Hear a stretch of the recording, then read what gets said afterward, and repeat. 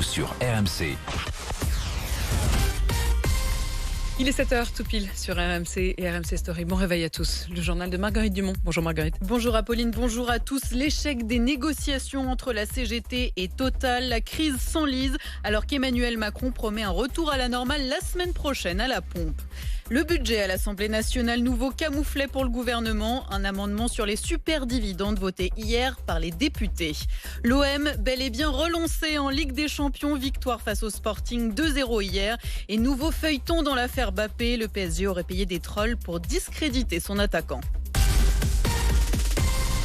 La crise du carburant s'envenime, mais Emmanuel Macron se veut optimiste. Ça va s'arranger à la pompe. Retour à la normale imminent, dit même le président de la République. Il sera dans le courant de la semaine qui vient. Les négociations, enfin, ont été entamées chez Total.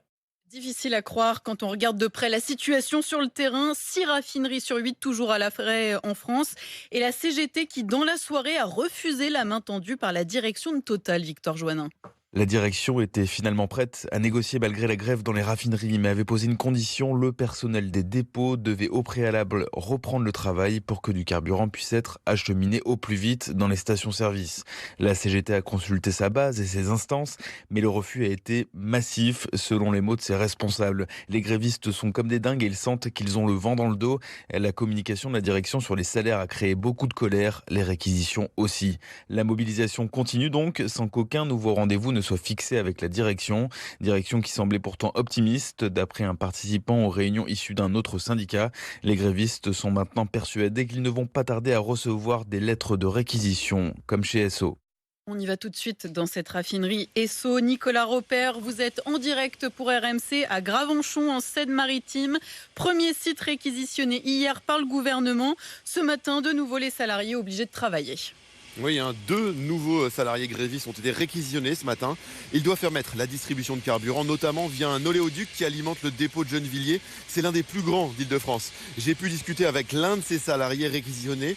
Il a voté à 6h la reconduction du mouvement, mais il a dû, malgré tout, rejoindre ses collègues non grévistes à l'intérieur de la raffinerie. Pas très heureux d'avoir été désigné par la préfecture. Il accomplira sa tâche. Il sait qu'il risque gros s'il ne se présente pas, mais il fera le strict minimum. Pour lui, ces réquisitions sont une entrave au droit de grève. Il se dit juste content de savoir que ce carburant libéré va permettre aux pompiers, aux policiers et aux soignants de faire le plein. Ses collègues grévistes sont eux toujours sur le parking de la raffinerie, là où je me trouve, en colère mais aussi fatigués au 23e jour de mobilisation ici. Le mouvement s'essouffle, reconnaît malgré tout un syndicaliste. Il va falloir trouver une issue rapidement. Et la contre-attaque s'organise aussi. Information RMC, la CGT prépare une journée de grève générale la semaine prochaine. Et on l'apprend aussi ce matin sur RMC, une grève est déjà votée à la SNCF lundi prochain au Technicentre de Landy. C'est en Seine-Saint-Denis. C'est là où sont entretenus les trains au départ de la gare du Nord. Grève votée par Sudrail, syndicat majoritaire de la SNCF. On y reviendra dans le détail dans votre journal de 7h30. En tout cas, la mobilisation pour les salaires fait tache d'huile. C'est ce que nous explique Vincent Chevalier.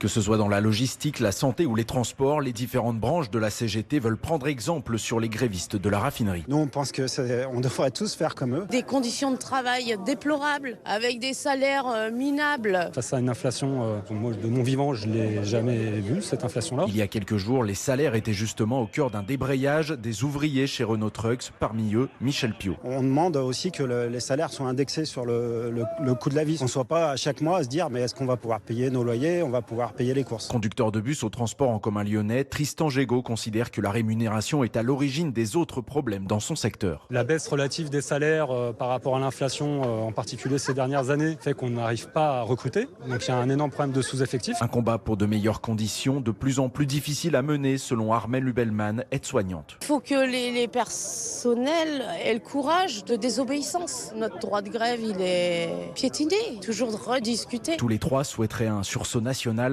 avec un mouvement de grève générale.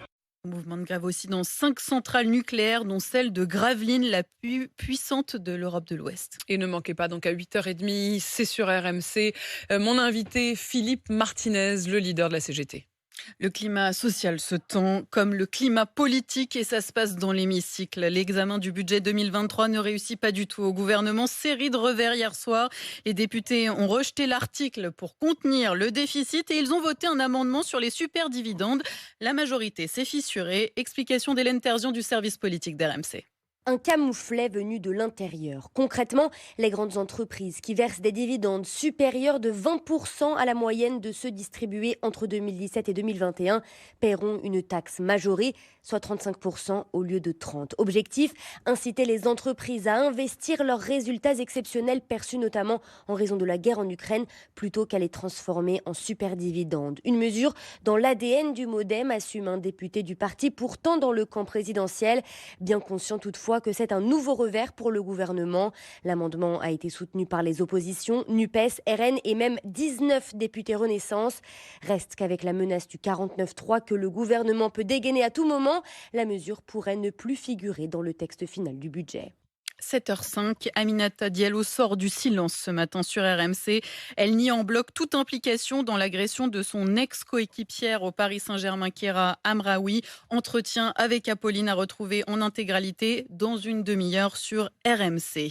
Et au Paris Saint-Germain, le feuilleton Mbappé continue. Mediapart révèle que le club aurait utilisé une armée de faux comptes pour nuire à sa réputation sur Internet, Loïc Braillet.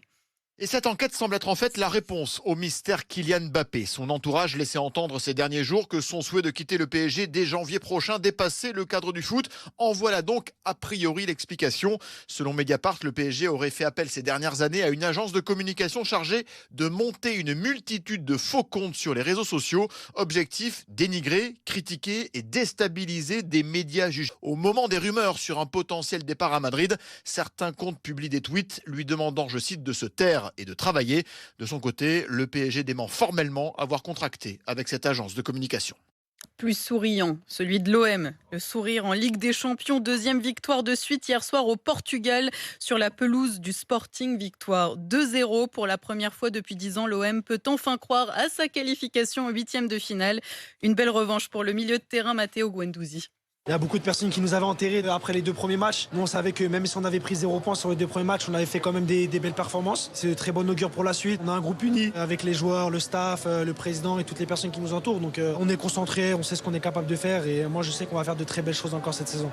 Marseille se déplace au Parc des Princes dimanche pour affronter le PSG. Le chiffre de la faim, 70%, c'est le pourcentage d'animaux sauvages qui ont disparu de la planète en 50 ans. Rapport de WWF dévoilé ce matin.